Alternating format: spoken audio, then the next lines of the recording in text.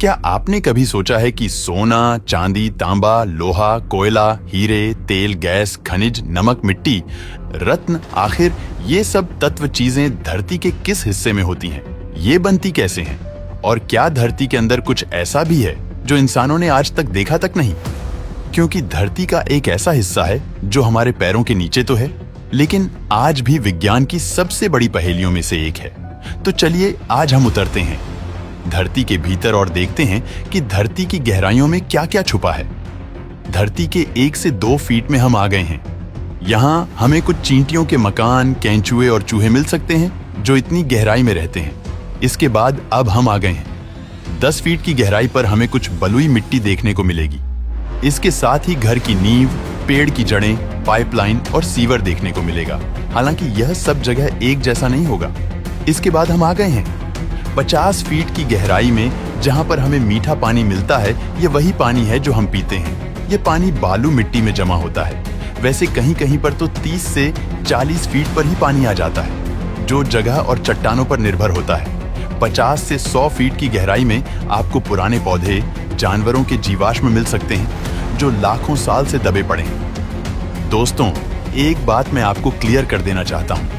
सभी जगह जमीन के अंदर का पानी एक जैसी गहराई में नहीं है, बल्कि अलग अलग है। जैसे कहीं कहीं यह 30 फीट पर ही मिल जाता है और कहीं कहीं यह हजारों फीट की गहराई में मिलता है। आपको बता दूं, जमीन के नीचे का जो पानी है वह 30 फीट से लेकर 2 किलोमीटर तक ही माना जाता है, लेकिन कहीं कहीं यह 5 किलोमीटर की गहराई में भी होता है। लेकिन एकदम गाढ़ा पीने लायक तो बिल्कुल नहीं। इसके बाद आपको तरल पानी नहीं मिलेगा, लेकिन जो पीने लायक पानी है वह 750 मीटर तक ही शुद्ध माना जाता है, क्योंकि रिपोर्ट बताती है कि 900 मीटर के बाद का पानी पीने लायक नहीं होता, क्योंकि उसमें मिनरल्स मिले होते हैं जो उसे खारा बना देते हैं। तो मतलब साफ है कि 2 से 5 किलोमीटर के नीचे जाने पर आपको तरल पानी नहीं मिलेगा। एक सवाल शायद कभी ना कभी आपके दिमाग में आया होगा कि जमीन के नीचे पानी है तो फिर जमीन धंसती क्यों नहीं? तो मैं आपको बता देना चाहता हूं, इसके कई कारण हैं। जमीन के अंदर का पानी बिल्कुल वैसा नहीं है जैसा समुद्र में होता है, बल्कि पानी जमीन के नीचे छोटे छोटे छेदों या दरारों में चट्टानों, रेत, कंकड़ और मिट्टी के बीच होता है। यह पानी नीचे की परतों में रुका रहता है। साथ ही यह एक प्रेशर उत्पन्न करता है और यह धरती को ऊपर की तरफ धकेलता है। अगर किसी जगह पर ज्यादा पानी मौजूद है और उसे ज्यादा मात्रा में निकाल दें तो वहां की जमीन नीचे धंस जाएगी, क्योंकि पानी खत्म होने की वजह से जमीन खाली जगह को भरने के लिए दबाव बनाती है। उदाहरण के तौर पर मेक्सिको सिटी में 30 से 40 सेंटीमीटर तक जमीन धंस गई। वजह जमीन के नीचे के पानी का स्तर कम हो जाना। खैर, आगे बढ़ते हैं। आगे लगभग 500 मीटर की गहराई में जाने पर हमें काली, दोमट और बलुई मिट्टी की परतें मिलती हैं। हालांकि कहीं कहीं पर यह मिट्टी धरती की सतह पर ही पाई जाती है। कारण टेक्टोनिक प्लेट, भूकंप और ज्वालामुखी से ऊपर आना, लगभग 800 मीटर की गहराई में हमें चूना और जिप्सम की परत मिलेगी। इसके बाद 1 किलोमीटर की गहराई में जाने पर हमें कुछ छोटे बैक्टीरिया और जीवाणु मिलेंगे जो इतनी गहराई में भी पनप रहे होते हैं। 1 से 5 किलोमीटर की गहराई तक आने पर हमें कुछ चट्टानें देखने को मिलती हैं, जैसे शेल, सैंडस्टोन और लाइमस्टोन। शेल चट्टानों का उपयोग सीमेंट और टाइल बनाने में किया जाता है। सैंडस्टोन का उपयोग निर्माण और मूर्तियों के लिए किया जाता है। इसके बाद आता है लाइमस्टोन, जिसका उपयोग सीमेंट, चूना और कंक्रीट बनाने में किया जाता है। 1 से 5 किलोमीटर की ही गहराई में तेल और गैस का भंडार होता है। हालांकि समुद्र में यह ज्यादा पाया जाता है, क्योंकि समुद्र की औसत गहराई 3 से 4 किलोमीटर ही होती है। जो जीव लाखों करोड़ों साल पहले मरे होते हैं, उन्हीं से गैस और तेल बनते हैं। इतनी ही गहराई में कोयला भी पाया जाता है। कोयला अक्सर पठारी क्षेत्रों में होता है, जहां का पानी का स्तर बहुत नीचे होता है, क्योंकि पानी में कोयला निकालना सबसे बड़ी समस्या है। 5 से 10 किलोमीटर की गहराई पर आने पर हमें बेसाल्ट, ग्रेनाइट, डोलेराइट जैसी आग्नेय चट्टानें देखने को मिलती हैं। बेसाल्ट का उपयोग सड़क बनाने के लिए किया जाता है और ग्रेनाइट का उपयोग मजबूती वाले घरों के लिए किया जाता है, जबकि डोलेराइट का उपयोग रेल मार्ग की पटरियों के लिए किया जाता है। 10 से 20 किलोमीटर की गहराई में आने पर हमें 300 डिग्री सेल्सियस तक का तापमान देखने को मिलता है। इसी गहराई में खनिजों का बड़े पैमाने पर निर्माण होता है, जैसे सोना, तांबा, लोहा और जस्ता। इसके साथ ही कुछ स्थानों पर अभ्रक और ग्रेफाइट भी मिलता है।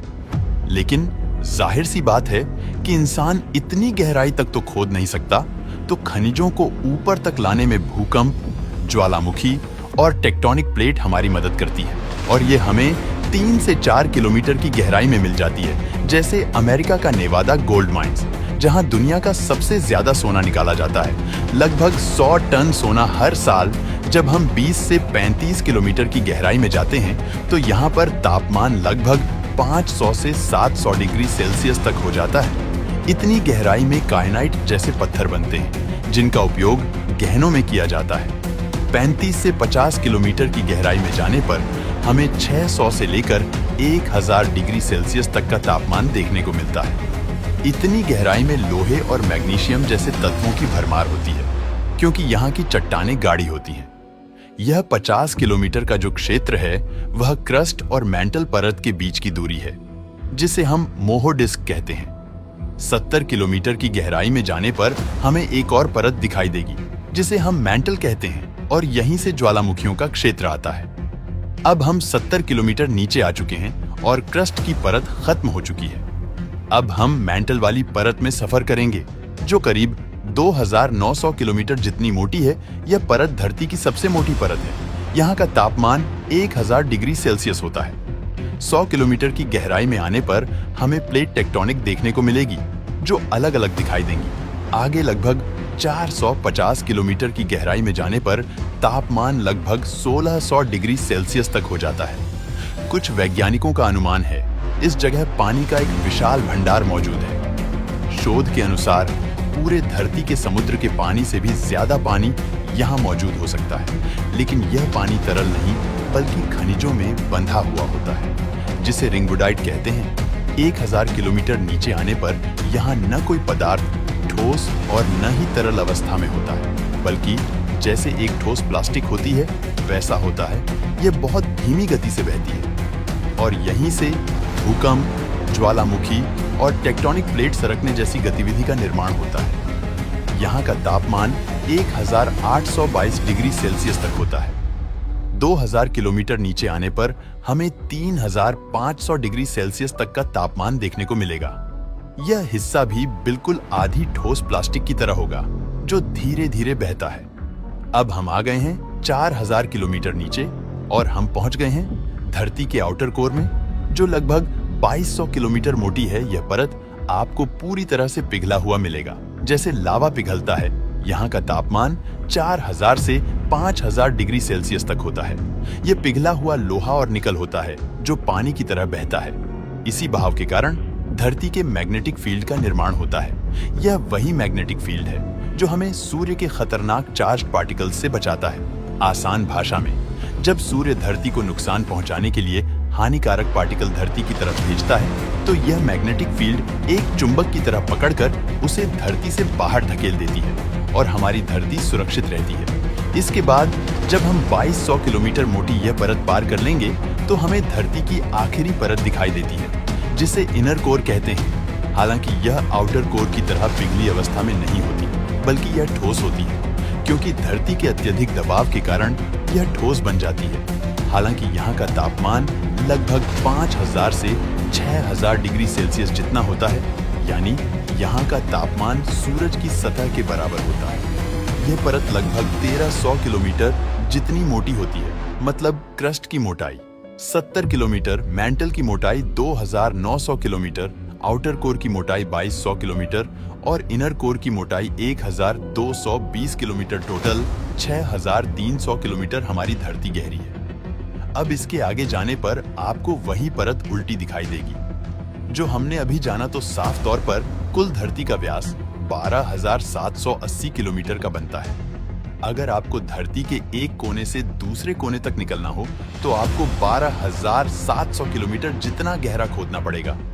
आप इस पर कंफ्यूज मत होना कि फिर धरती की गहराई आपने 6390 किलोमीटर क्यों बोला, क्योंकि इसके आगे जाने पर आप धरती की गहराई से निकल रहे होते हैं, न कि धरती की ओर गहराई में जा रहे होते हैं। उम्मीद करते हैं शायद आपको सब कुछ समझ आ गया होगा।